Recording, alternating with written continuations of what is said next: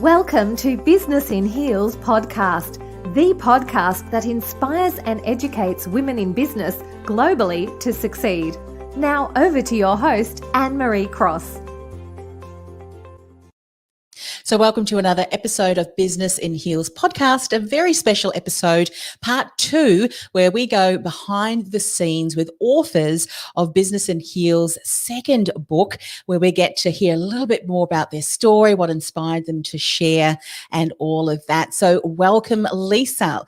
Share for people, if they haven't heard episode 1 of this special 2-part series, what inspired Business in Heels to run this project? Thanks so much, Anne-Marie. It's so great to be here.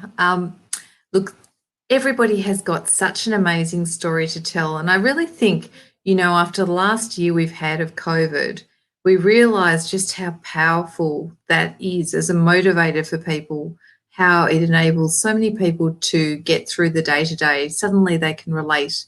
That's me. And hey, look, they've succeeded. And gee, they pushed on. Or gee, I've had that problem. And I thought I was the only one. I thought it was just me, and so stories are really a powerful thing. And I think everyone has an amazing story to tell.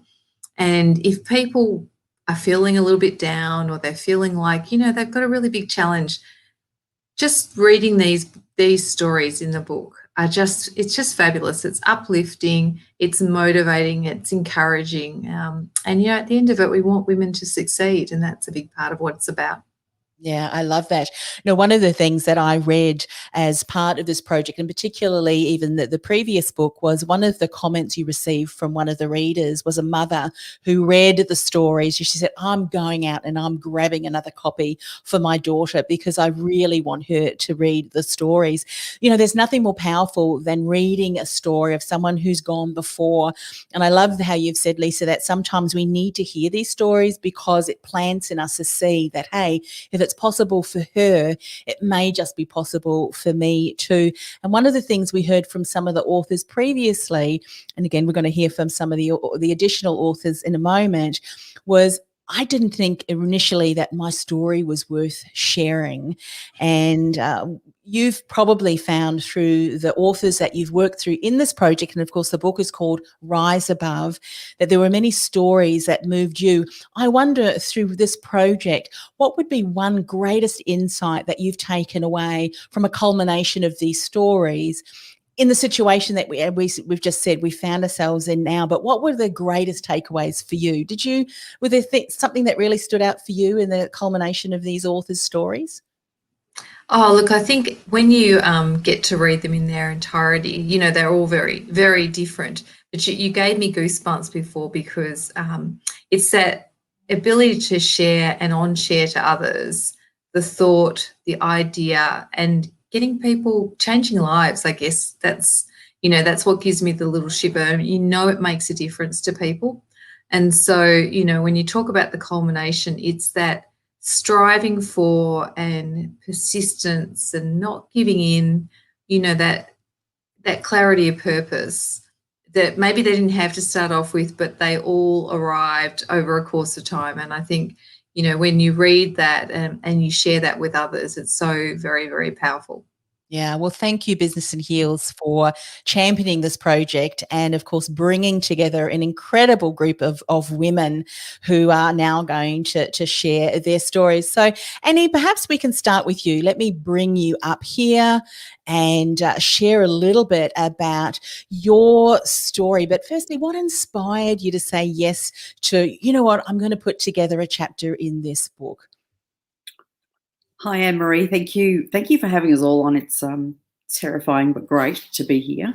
To share the story, I think I heard a few times last year, you have such a great life, you have this, you have that, but there is so much more that goes on behind it, and the hard work and the knocks. And I think I wanted to share that so that it's a really balanced view of how you get to where you are. There are successes, there are failures, there are, there's all that reflection that you do upon yourself. And I really wanted to put that out there and be a little bit vulnerable and show where I came from. Yes.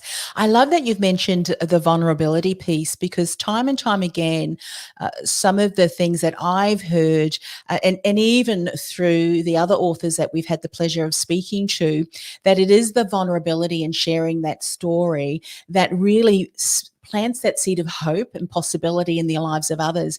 And I think when we're talking about any challenges and being able to rise above, there has to be hope there first. Otherwise, it can be almost impossible to kind of imagine your way through that.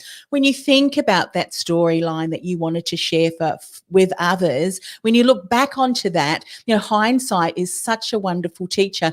I wonder if there were any more additional learnings that maybe you got through just having the ability to write that chapter and reread through your own story. Were there any insights that you took from your own story, I wonder? I think it's really cathartic, the whole process is, and I wish I knew the lessons that I know now to my early self. So, there were many times that I look back and went, "Ooh, you should have told your early self that," or if you had taken that road. And, hindsight is a wonderful teacher. And if only we all had a crystal ball. But, I think it's one of those where you do get knocked down and people will try and take you down, but you just keep getting back, and it would have been, there's a great Loonig cartoon which I bought for myself and put on my wall many, many years ago. And it's The Life You Lead and the Life You Could Lead. Yes. There are, it's George Michael, you turned a different corner and there are all these different scenarios of what could potentially have happened. And there are all these times where you can just lay down and go, I just quit. This is just too hard. But you don't. You bounce, you put your lipstick on, you pull your big girl pants on, and you just get on with it. But I think there are so many times when that could have changed. And I guess those are the learnings for me. You do just keep getting up and you just keep going. Yes, yes. And one of the things that people will recognize from your story and your chapter, and I'll share a little bit here with the notes that I've got. I mean, you've spent an inconsiderable amount of time in the recruitment space, and I'm sure that, and your own businesses as well, you founded Sprout Recruitment. And I'd imagine that in that particular arena, there's been significant changes with the online and all of that. I mean, one of the biggest I guess, inhibitors, if that's a word that I'll use, to change is the fear of the unknown, the fear of change in itself for some people. The rising above may be stopped by not embracing change and going, you know what, I don't know what's on the other end, but I'm going to take that first step. What would you just say to someone from the lessons that you've learned through, the industry? And I'd imagine that it's a very, very competitive industry as well, and having run your own business. What are some of the lessons that you would share with someone today who may be experiencing significant change in her industry because of what is going on, and maybe even in your own business? What are some of those lessons you've learned? I think that women suffer more than men from imposter syndrome. So we tend not to take the opportunities that are there at the time that they are there. I think it's a really important lesson that we take the opportunities and we work it out later. I have to say, I've worked with so many men, and that's exactly what they've done. They weren't necessarily capable of doing the job, but they go, I've got this, and then they go into these fantastic roles and they work it out as they go. Whereas women go, oh, I don't think I'm quite ready for that. I think I need to do that. So, take the opportunity. If it's on the table, take the opportunity, work it out later. Put the imposter syndrome to the back of your mind. You are more than capable of doing these things, or else the opportunity would never have arisen. So I think that for me is, for women in my industry, which is still very, very male dominated, take the opportunity, rise to the top, push your way through and just keep going. Yeah. What I love about what you've just reconfirmed, and I think every single one of us, and I know the authors previously that we've had the honor of speaking with, have all shared that at some form of the stage in their career or life, they've all experienced imposter syndrome. We all have. Men do too. But I love the way that you've said, and I've heard this time and time again, they just do the job. They just get on with it, acting as if, or fake it till you make it. There's a couple of ways that we've said that. But one of the things that I would love for you to share a little bit more, if you don't mind. What I've got a note here that one of your mentors once told you, do you realize that you use humor to cover your emotions and to distract people away from the real you? If you think back to the moment when he or she actually said that to you, I'm sure that must have been, was that something that you realized that you did, or was that quite an insight for you? No, and it probably still gives me tears now. I think I just got a tear, but my son would tell you that I cry all the time. So no, I actually, I didn't realize that I did it. I look back on it and I do it. I do it a lot.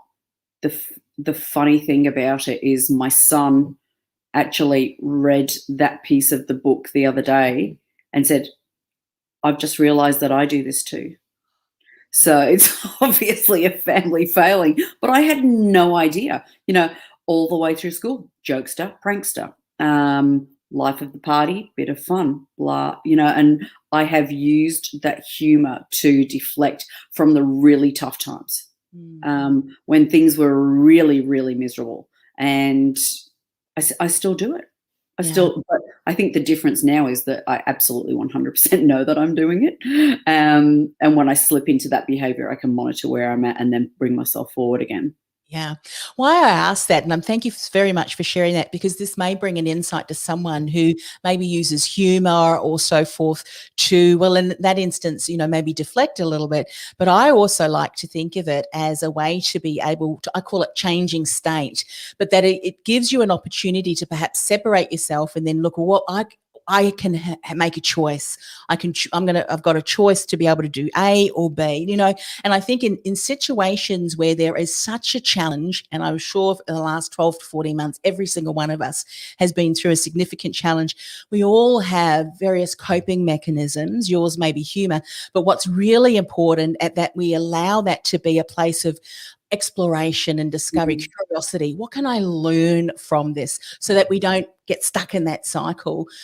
Reflecting back, would you say that now is, you can see that and now you use that as an opportunity to learn, to explore, to be curious?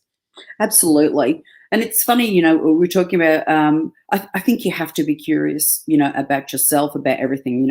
Somebody might call you Mrs. Mangle. I like to say that I am just a naturally curious person, about myself, about other people, about life in general. Yes. The more you explore, the more you understand yourself, the more you understand others around you. I'm just fascinated by humans.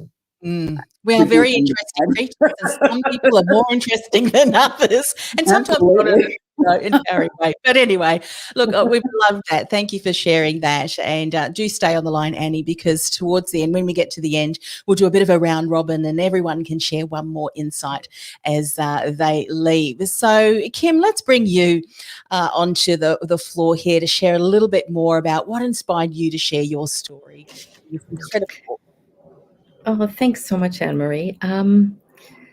Listen, I think part of sharing my story was because over the years, people would say to me, oh, well, if you could get through that, then I can't complain and I need to push through. I always use you as an example that, things aren't as bad as Kim had it. And I'd go, well, what are you talking about?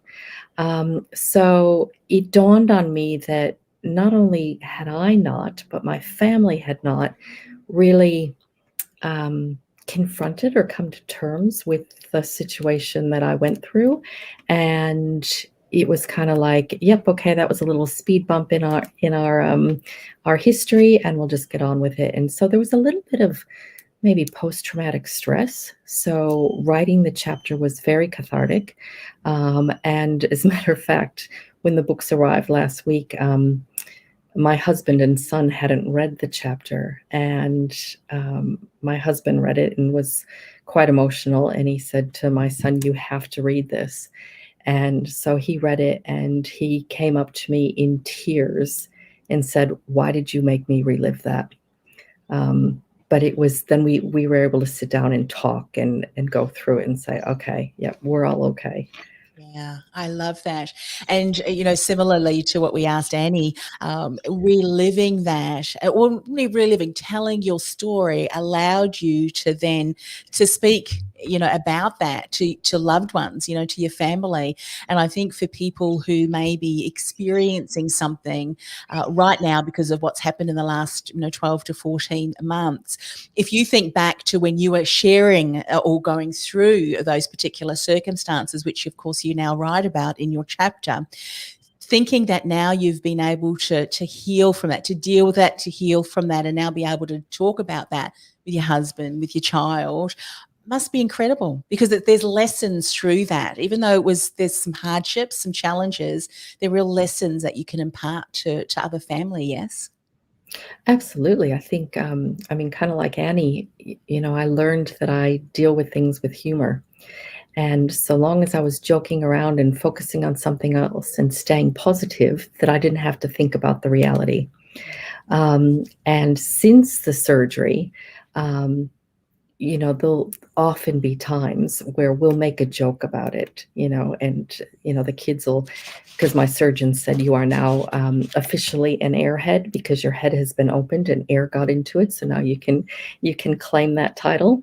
So there'll be times where I'll be saying, oh, I can't remember or details about something. And everyone will joke and say, oh yeah, that's because you've got half a brain now. And so we deal with it with humor rather than sitting down and saying, how did each person actually feel and process their emotions going through all of that? We've never done that. Yeah.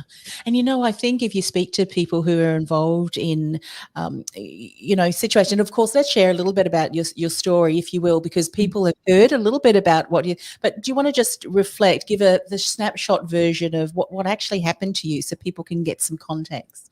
Sure. Long story short, I was diagnosed with a meningioma brain tumor.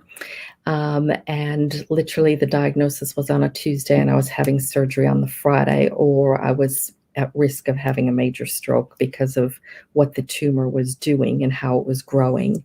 It was wrapping itself around major arteries and my eyesight had already gone. And so they were concerned. And my focus was on not looking up what a meningioma was, not looking up who my surgeon was, not looking up anything about it. I needed to make sure that everybody else was okay, that the kids' schedules were okay for the week, that they were going to be looked after, that, everybody had everything in order. And it wasn't until they were actually wheeling me into surgery that I went, oh, crap, this is happening and I can't stop it. And okay, how are we going to deal with this? I'm in the hands of the surgeons, God, and all I know is I'm going to wake up afterwards because I haven't finished with life yet. So I think it was just staying positive, and that was my coping mechanism was kind of not focus on it. Yeah, I love that. And you mentioned earlier about how in reflection you could see that various members of your family hadn't actually really had the ability to talk about that and to really express their voice. And now, of course, that they have. And what I was going to say was, from the number of people that I've had the pleasure of speaking with on many of our podcasts here, and some have been Business in Heels podcasts as well, is that sometimes when we experience situations, and over the last 12 to 14 months, I'm sure everyone has a story, if you don't take a step back and reflect on, what can I learn and grow, we try and sweep it under the carpet and not deal with it or whatever, that can manifest itself, can't it? That can become something and become almost like a trigger when another event occurs. So it's so important to be able to take stock and talk about that. Have you found that's been very powerful for even the conversations that you've now had with your family? Absolutely. I think one of my biggest learnings from it was afterwards to really be mindful, be in the moment, and not, be juggling 5 things at once, and really give each person or each situation the attention it deserved. And so I think, especially the last year, talking to my family about this, but, living through COVID and all the challenges that that's had, is we kind of go, yep, okay, we got this. We know what we're meant to do. And we just, get on with things and be safe, check in with each other, make sure everybody's okay. But I guess to a certain extent, what I did was I just got on with things, to the point where the morning after the surgery, I was on the phone to the family saying, okay, now it's Saturday and, Sean's got football and this is happening. So, and they're going, woman, you've just had major brain surgery. Can you just relax? But I was in that, nope, I need to focus on everybody else. And to a certain extent, Anne-Marie, that really hasn't changed. I still focus on everyone else. And I don't know that I'd want to change that. But what I do now more is if somebody needs to talk to me, I put down what I'm doing and I focus on them. Yeah. Important. And I know that there's some notes here that have said that what you have done often is just push through, don't cause a fuss. But what is important is that if there's something that does continue, and I'm sure this is a lesson that you've learned and will impart to others, if there is something particularly to do with your health, go and get it checked out, so that you are able to address it sooner than later, and perhaps not go on Monday and then find yourself on the Friday having to have major surgery. But what a wonderful attitude and approach to that, because I'm sure that has been one of the saving graces to get you through that. I certainly can see that as well. So thank you, Kim. Thank you, Kim. Thank you. Let me see. Heather, let's bring you on and to share a little bit more about your story and what inspired you to contribute your story to this chapter. And maybe if you could unmute yourself, that would be wonderful too. Thank you.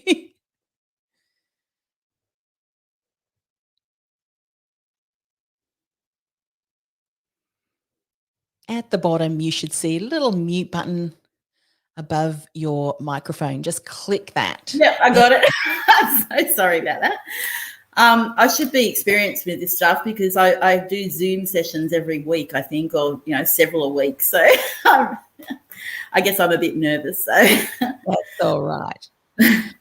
So thank you, Anne-Marie, for giving us this opportunity. It's very exciting, though nerve-wracking. And also thank you to Business in Heels for the whole opportunity that we've had with the book. It's just been amazing. You asked what inspired me to do this. I guess it goes way, way back to when I was in year 1 in primary school. And I had a wonderful teacher called Mrs. McDonald, who I still remember very, very well. And she just taught us amazing things in terms of writing. And she said to my mum one day I'm going to see your daughter's name on a book. And mum told me that, obviously. And I've remembered that. It's inspired me my whole life. I totally accepted that as truth from, the age of 7 or 8 years old, when she said I was going to have my name in a book and published. I believed it, and I knew that one day that was going to happen. And I have been published. I have to say, when I was 9 years old, I managed to get published in a Brownies book and wrote a poem. So this is my second time. But this was very exciting. And I decided that I was 50, just over 50, and it was about time that I actually made that happen. I've always known it was going to happen, but I hadn't actually done it. So when I heard about this opportunity, I thought, okay, this is for me the stepping stone. So I've done it now. I can see the book. It's in my hands. I can see my photo in it. It's really exciting. And I can tick that first step. And now I guess my next step is to keep going and write a whole book. Yeah.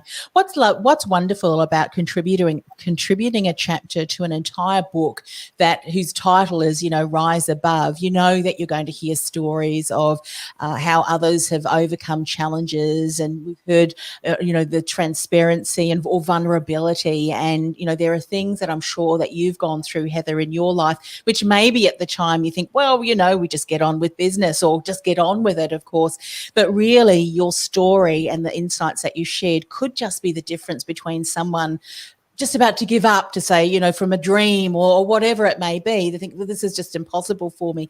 Read your story and then decide, you know what, well, if Heather can do that, if that's her story and she's been able to do that, then I'm going to try too. You can often plant that seed of hope and possibility. What was the greatest insight, or is the greatest insight, or aha, that you would love people to take away through reading your chapter? Okay, well, there's two sides to it. Number one, you have to believe. So if you want something and you want it enough, you have to really believe in it and believe that you can do it. And without that belief, it will never happen. So we always have people telling us you can't do that. Don't listen to that. You can do it if you believe in it. But the second step is that it's, as well as believing, we actually have to take the steps to make it happen. So believe and want, but then start doing the things that lead you to it, to whatever it is that you want to do. And I mean, my story is just one of my stories, I guess, in my life, and one of the things that I really wanted, definitely couldn't afford. But I really wanted to take my children overseas. I wanted them to see their grandfather before anything happened to him, because he was heading into his late 80s at that stage. And I wanted them to see England, because I'd spent time in England when I was a child and loved it. And I wanted them to experience that too. So, so I just decided one day that I could do it. I totally believed in it. Everyone thought I was nuts. And I literally, from the day I believed, I started making it happen. And then it did happen. We had some crazy moments, but it definitely happened. I can read some of those crazy moments, and of course we're going to encourage people. They are incredible, and you need to buy a copy of the book to be able to hear to read them. But one of the ones here I love that what you've just said. Absolutely, if you've got a dream, if you've got an idea that you're wanting, a goal, you just always continue to believe and then take the action steps no matter what happens, which of course you've lived. And the fact that you've contributed and become an author in this collaborative is testament to that as well. So often people will be faced with a challenge, and it can be that thing that has them go, well, I've tried and I've worked hard at it, and it just has not yet come to fruition. What do you think continues to drive you forward? Has it always been something that is in you, or has it been something that has been nurtured in you, nature and nurture? What was that for you? Is it just something that you're born with, or just something that you do, that real striving no matter what, that tenacity? Yeah, I mean, I definitely think I was born with it to a point, and I guess it is part of my personality. I very rarely give up. I mean, if I decide something's going to happen, I'll make it happen, and I'm the last person to pull out of anything. That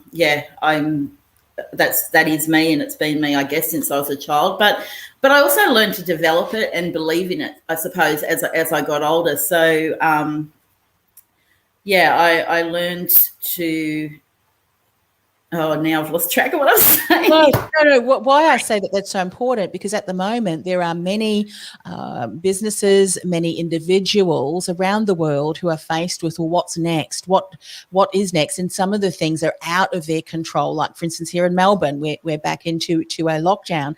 However, there's this will, if you will, of saying, well, we've just got to find a different way. What can we change? And I'm sure that there are circumstances and achievements, things that you've been able to achieve, were it not for 2 or 3, 5, 10 years ago, had you not continued to make that decision and drive forward, you may never have ended up where you are now. But it's because of a sequence of steps that there's just no other way. It's for me, it was I think of a situation where this is either going to make me or break me, and making me is not an option.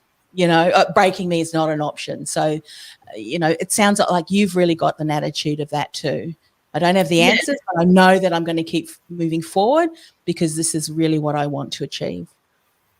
Yeah, no, absolutely. And I, like I said early on, I did have that belief, but when things started to happen, it still surprised me that, oh, wow, like that did happen, what I really wanted to happen. And wow, I can do that. And the more those little things started to happen, the more I had the belief that I could make things happen. I mean, we can't control everything.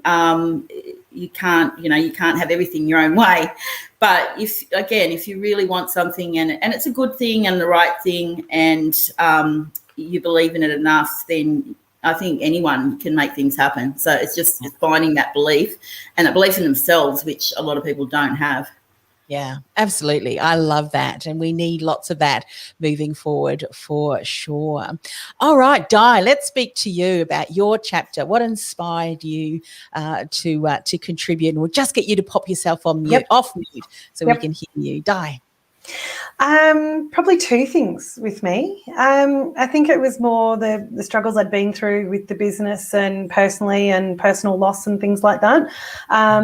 It ended up, I went through a stage, or I'm still in that stage, I guess, that I always say I'm going to enjoy the little things in life, not make a big deal, and I'm going to enjoy it. And so what I was doing on putting things on social media, go out for dinner, go and do this, go and do the park, just anything that was a bit fun that wasn't, hours at the desk, on the phone and on the computer and all that, just doing stuff for myself and my husband. And it was like the hashtag enjoy the little things. Yes. In life. And I started copying some criticism for it. And it was just, oh, you're always out. And it was just this jealousy kind of, oh, you're always out. I said to him, this is just what I choose to post on social media. I chose to post positive. But I said, but if you want me to post that, hey, here's another photo of my desk where I've been 17 hours today. Here's another photo of me and all the emails and my piles of stuff that I'm doing. I'm happy to post that too, but I'd rather not. So I think it was more putting the story out there to go, hey, that's social media. That's what I choose to put up there. That's not real life. And, everybody's going through their struggles and everybody's got their own story. But it was actually, I never thought about a book, and it was, I had a new business mentor that I brought in. My accountant then started this mentoring coaching. And one day I went into one of the sessions and he said to me, I think you need to write a book. And I went, no, I don't think we do. And he said, no, I think that's your next thing. You need to do this. I went, oh, okay, good. Radio. And just left it at that. And I think it was about 24 hours later, the email came through from Business in Heels. And it was an opportunity to contribute. And I just went, hang on, there's something saying here. I'm a believer in signs and, universe and things like that. So I just went, I'll send off for inquiry. And that's how it all came together from there. And also it was, I've told my story to a few people over the years, and, they've been, oh, how have you done that? And you're still here and you're still in business and and I'm like, yeah, because I just pushed through. And I thought, what, if I can help one person, then, that's been worth it. If I can help one woman out there wanting to start a business that just, staring bankruptcy in the face after a month in business, that kind of thing. If I can help one person through that, it's not all bad. I'm still here. If I can help one person, then it made it all worth it. But that was the inspiration behind it. Oh, I love that. And thank you for sharing that, because, so often people either they don't think, well, who would be interested in hearing about my story, or because of what's happened, there is that second layer of emotion, isn't it? Kind of, the shame, or what people are judging me, which is just absolute ridiculous anyway. But we really can be that hope and possibility for others. Now, what I love about one of the notes here about your story here is that I've got in bolded, never did follow the rules. Now, I like people who don't follow rules, and I have a rule that stupid rules are meant to be broken. Yeah. And so share a little bit about that, because sometimes, and especially when we find ourselves in challenging situations, doing things the same way that we've known over and over again, sometimes we just need to think outside of the box because, so share a little bit about, well, what are some of the situations or circumstances that you did not follow the rules and that you really did find yourself, even with insights that you've learned and in places that it would never have been possible, were you following the same old, same old? Yeah, I think it was more in regards to the business. It was the following of the rules was I didn't want to follow the standard real estate business. I didn't want to follow the standard real estate model. I didn't want to. I didn't want to be just that one that just 9 to 5, manage properties, go home.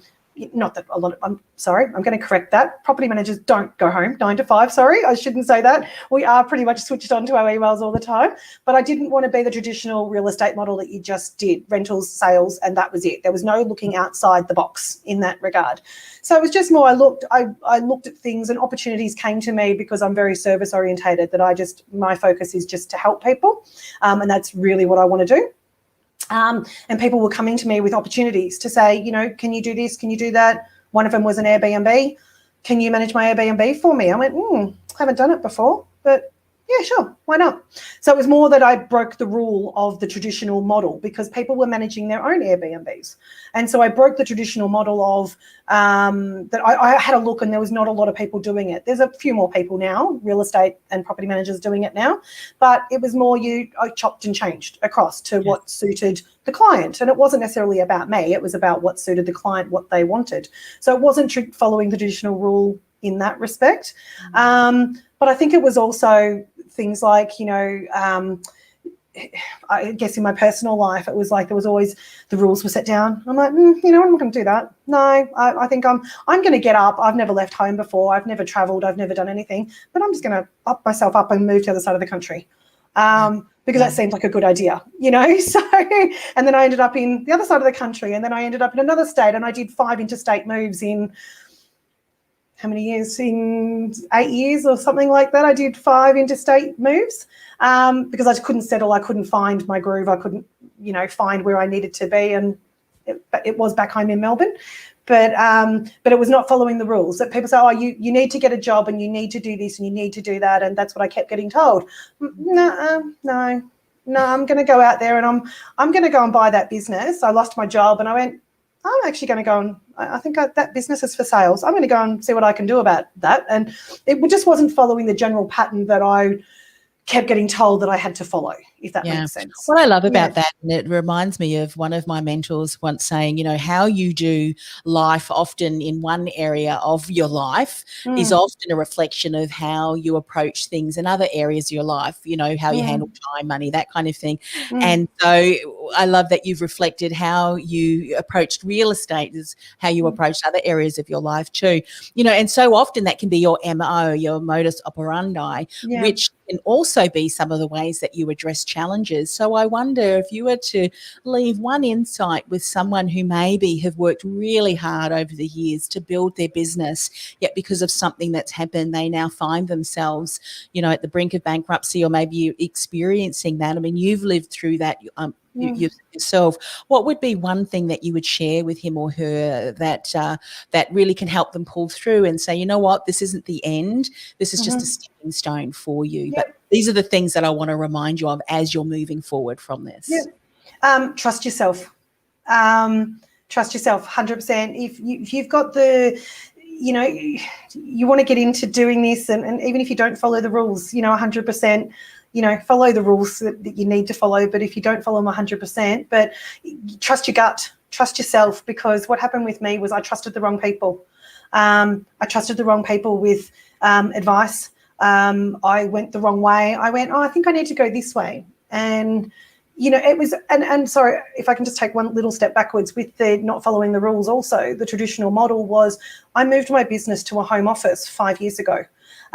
Whereas that's not the traditional model. Traditional models of real estate is to have shop fronts and rental lists and buyers lists and everything. But because I was facing financial issues, I had to shut my office because I looked at it and went, the only reason people were coming in were tradies for keys. I'm paying all this money. Everybody's looking for property online, rentals, sales, everything. So I've got to go to online. And I got smashed down. I got criticised, stupid girl, everything like that. And I went, you know what? I'm going to go against the grain. I'm not going to follow those rules. So I do that. And I trusted my gut. And that was one point where I stopped trusting other people. I trusted my gut and I did it. It's the best thing I've ever done. My business has doubled. I've got double staff. You know, it was probably the best thing I could have done.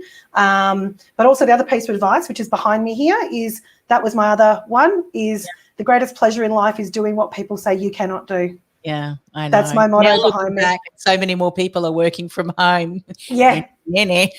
Just saying, you know, but it's true. I mean, and you are ahead of your game in doing that. But what I love about what you've done, and I think it's such a great reminder for all of us, is that do it anyway, despite what other people think and say. Yep, pretty much.